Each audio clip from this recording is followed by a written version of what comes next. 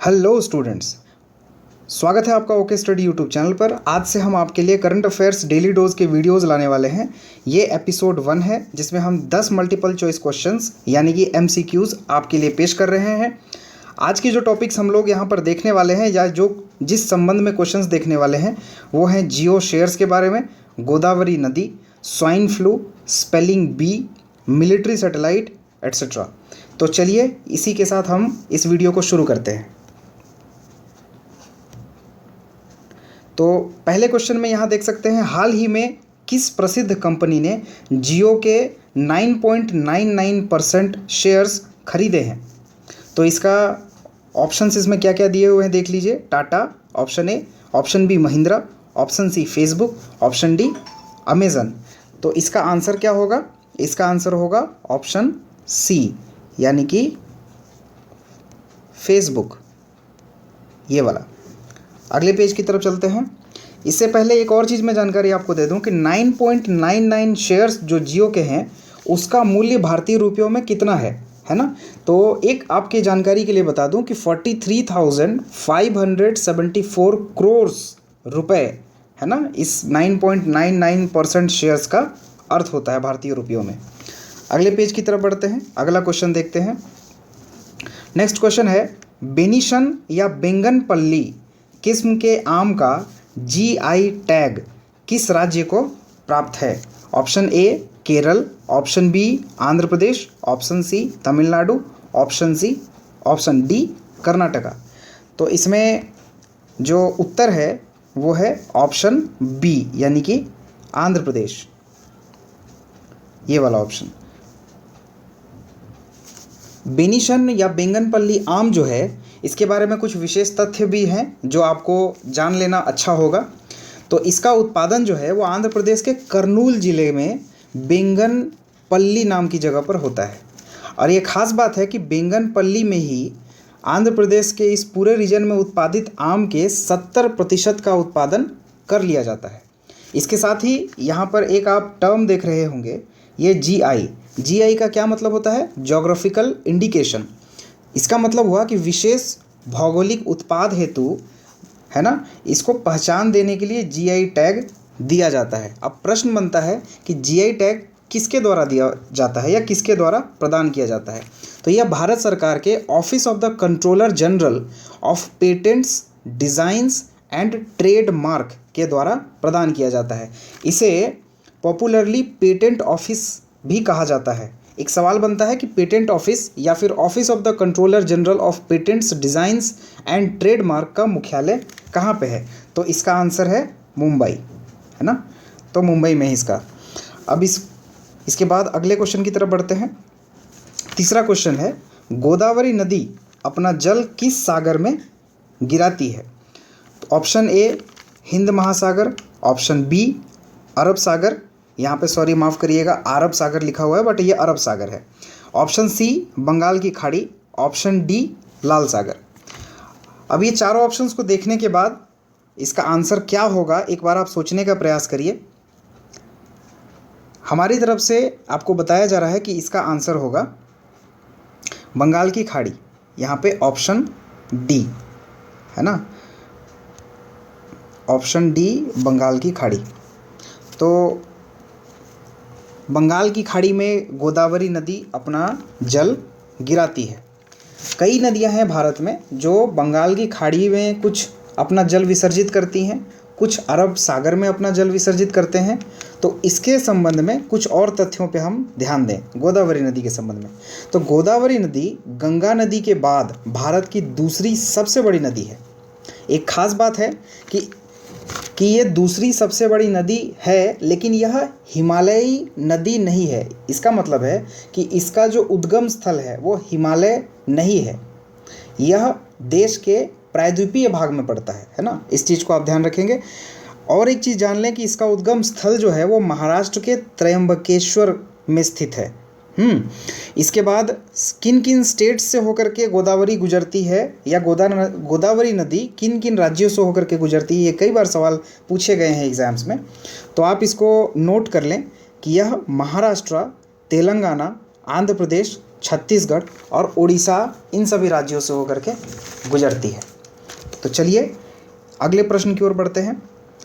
अगला प्रश्न यानी कि चौथा प्रश्न है, 2019 में भारत में फैले एक्यूट एन्सेफलाइटिस सिंड्रोम किस फल के माध्यम से फैला था? तो इसके ऑप्शंस हम पहले देख लें। ऑप्शन ए केला, ऑप्शन बी लीची, ऑप्शन सी आम, ऑप्शन डी अमरूद। तो इसका उत्तर क्या होगा? तो इसका उत्तर होगा लीची, है ना, बी लीची। तो इसके बारे में कुछ और तथ्य हैं ऐसे जिनको हम जान लें कि एक्यूट एन्सेफलाइटिस सिंड्रोम यानी कि AES है ना, इसको स्थानीय रूप से चमकी बुखार के नाम से भी जाना जाता है। यह बिहार में मुजफ्फरपुर तथा उसके आसपास के लीची उत्पादक जो ज़िले हैं वहाँ पर 2019 में भयंकर तरीके से फैला था और उससे कई बच्चों की गंभीर रूप से तबीयत खराब हुई थी और कई बच्चों की जानें भी गई थी। एक और बात जान लें कि AES जो है यह एक वायरस जनित रोग है। बच्चों तथा किशोरों को यह ज़्यादातर होता है। इसके सिम्टम्स क्या क्या हैं जान लें। तेज़ बुखार, उल्टी, बेहोशी और भी बहुत सारे सिम्टम्स हैं जो लगातार सामने आते रहते हैं। एक ख़ास बात है कि अप्रैल से जून के महीने में ही यह हमेशा देखा जाता है भारत में, बिहार के क्षेत्र में। तो आप इस पर एक सवाल यह भी उत्तर आप दे सकते हैं कि यह किस महीने में ज़्यादातर देखा गया है? तो इसका उत्तर होगा अप्रैल से जून। तो चलिए अगले प्रश्न की ओर बढ़ते हैं। यहाँ पर है स्वाइन फ्लू, पांचवा प्रश्न। स्वाइन फ्लू किस पशु से मूल रूप से फैलता है? ऑप्शन ए कुत्ता, ऑप्शन बी चूहा, ऑप्शन सी ऊंट या ऑप्शन डी सूअर यानी कि पिग। तो इसका आंसर होगा ऑप्शन डी यानी कि सूअर। अब स्वाइन फ्लू के बारे में कुछ तथ्य हम जान लें कि स्वाइन फ्लू को क्या कहा जाता है? H1N1, है ना, ये आप जान लें। इसके अलावा H1N1 ये इसके साथ साथ स्वाइन यानी कि क्या होता है? सूअर, सूअर को स्वाइन कहा जाता है और फ्लू यानी कि इन्फ्लुएंजा। इसके साथ ही यह मनुष्यों में श्वसन संबंधी विकार उत्पन्न करता है। आप ये भी जान लें कि जो स्वाइन फ्लू है इससे 2009 में मेक्सिको में महामारी आई हुई थी। पूरी दुनिया में ये मेक्सिको के बाद लगातार फैला और तब इसे रोकने के प्रयास कई स्तर पे किए गए, सरकारी और अंतर्राष्ट्रीय स्तर पर, राष्ट्रीय और अंतर्राष्ट्रीय सरकारी स्तरों पर। और उसके बाद फाइनली 2010 में WHO ने इस महामारी की समाप्ति की घोषणा की थी। एक और बात ध्यान देने की है कि यह जो रोग है स्वाइन फ्लू, इससे ज़्यादातर 5 वर्ष से कम तथा 65 वर्ष से अधिक उम्र के जो लोग होते हैं उनको सबसे ज़्यादा खतरा होता है। इसके बाद अगले प्रश्न की तरफ आगे बढ़ते हैं। नेक्स्ट प्रश्न है छठा, किस अमेरिकी राज्य ने हाल ही में चीन पर मुकदमा दायर किया है? Option A Missouri, option B Alabama, option C Florida and option D Kentucky. अब इसका आंसर क्या है? यहाँ पे अगर आप न्यूज़पेपर पढ़ते होंगे तो शायद आपने देखा भी होगा, और नहीं भी देखा तो हम इसी वजह से हम आपके लिए ये वीडियो लाते हैं ताकि आप इन चीज़ों को वीडियो के माध्यम से जान सकें। तो इस प्रश्न का उत्तर, चीन पर मुकदमा करने वाला अमेरिकी राज्य कौन है? तो इसका उत्तर है ऑप्शन ए, ये वाला मिसौरी। मिसौरी अमेरिका में स्थित 50 प्रांतों में से एक प्रांत है ना।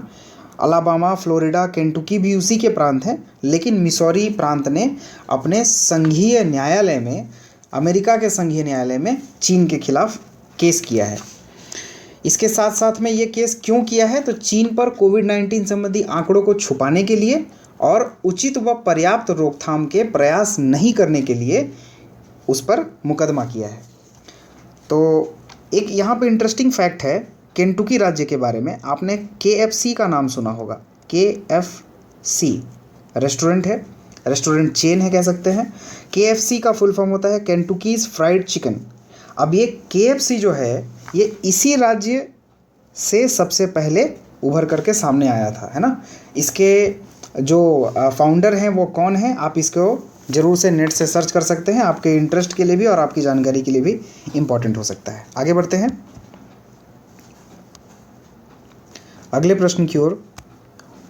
7वां प्रश्न, विश्व प्रसिद्ध भारतीय रेत कलाकार सुदर्शन पटनायक किस राज्य के निवासी हैं। कई बार सुदर्शन पटनायक जी महत्वपूर्ण तरीके से चर्चा में रहते हैं। कुछ भी देश या दुनिया में घटनाएं घटती हैं तो उससे संबंधित रेत में कलाकारी करके वो अवेयरनेस या जागरूकता फैलाने की कोशिश में हमेशा लगे रहते हैं। कई राष्ट्रीय अंतर्राष्ट्रीय पुरस्कार इनको मिल चुका है। तो पहले इस प्रश्न का उत्तर जान लें। इसमें 4 ऑप्शंस हैं, ए झारखंड, बी पश्चिम बंगाल, सी ओडिशा और डी महाराष्ट्र। इसका उत्तर होगा सी ओडिशा। यहाँ पे सुदर्शन पटनायक जी पुरी के समुद्र तट पर या ज़्यादातर पुरी के समुद्र के किनारे अपनी कलाकारी का प्रदर्शन करते रहते हैं। अगले प्रश्न की ओर बढ़ते हैं।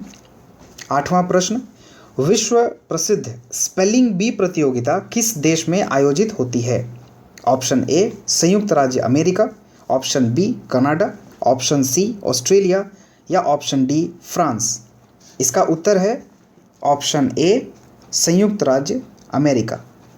तो ये जो स्पेलिंग बी प्रतियोगिता है ये क्या है, तो स्पेलिंग चेक करने के लिए ये बच्चों के लिए प्रतिवर्ष आयोजित की जाने वाली प्रतियोगिता है।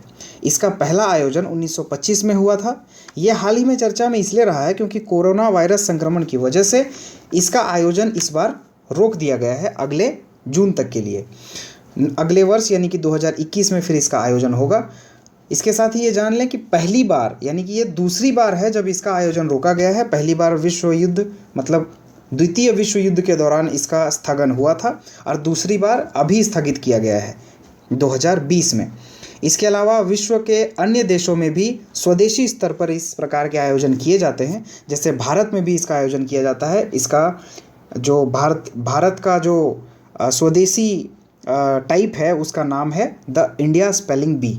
आप इस प्रश्न नंबर 9, हाल ही में मनाया गया पृथ्वी दिवस का आयोजन प्रतिवर्ष किस दिन होता है। Option A 21 April, option B 22 April, option C 23 April या ऑप्शन डी 24 अप्रैल। तो इसका उत्तर क्या होगा, इसका उत्तर होगा ऑप्शन बी 22 अप्रैल। पृथ्वी दिवस के बारे में कुछ और तथ्य हैं जो इस बार हम जान लें कि यह यानी कि 2020 का जो पृथ्वी दिवस था यह इस पृथ्वी दिवस के मनाने या शुरू से लेकर के अब तक का 50वां पृथ्वी दिवस था। यह कह सकते हैं कि ये 50वीं एनिवर्सरी थी और इसका प्रथम आयोजन 22 अप्रैल 1970 को हुआ था। यह क्यों मनाया जाता है, यह मनाया जाता है प्रकृति के संरक्षण पर बल प्रदान करने हेतु। इसके साथ ही एक और इम्पॉर्टेंट प्रश्न बनता है कि 2020 के पृथ्वी दिवस यानी कि 22 अप्रैल को इस अवसर पर गूगल डूडल ने अपने डूडल में, है ना, किस जीव को दर्शाया था या प्रदर्शित किया था। अगर यह सवाल बने तो इसका उत्तर होगा मधुमक्खी।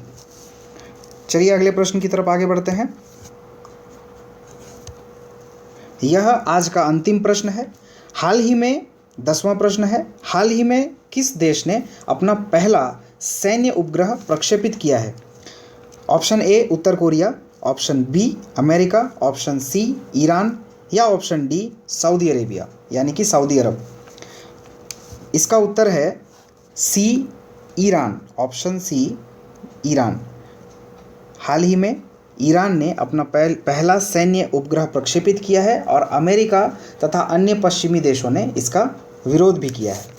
तो एक बात और, ईरान के बारे में जब चर्चा हो रही है तो कुछ तथ्य आप जान लें कि ईरान कहाँ अवस्थित है, मध्य एशिया में। किस महाद्वीप में, तो एशिया में, और एग्जैक्ट जो लोकेशन है वो मध्य एशिया में है।